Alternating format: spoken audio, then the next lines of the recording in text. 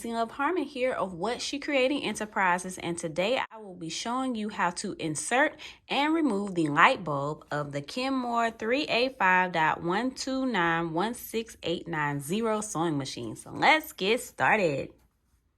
Okay, so first thing we're going to do is focus on the case that holds the light bulb. So I'm going to actually open it like this, and you'll see that the light bulb is here, as well as some of the internal mechanisms of the machine.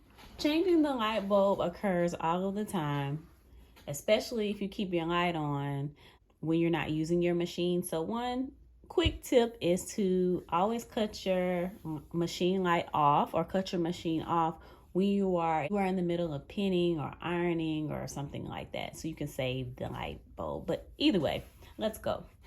So first thing you'll do is you notice that this is the light bulb, and there is a little button light piece here, as well as you see that there's like this opening here. You're going to push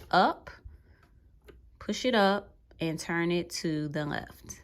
And there you go. You have removed the light bulb of the machine, okay?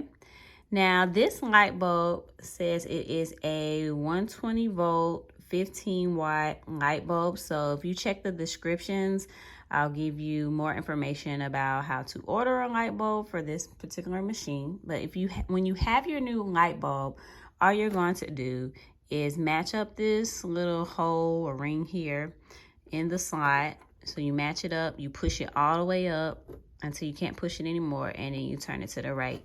And there you go. You have inserted the light bulb, and it was that quick. You did it in less than 3 seconds.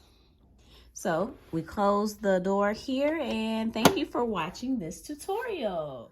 Subscribe below, hit the notification bell so that you know about our future videos. Follow us on our socials, join the email list that is in the description so that we can keep in contact with you on new information. Thanks for watching, and happy sewing.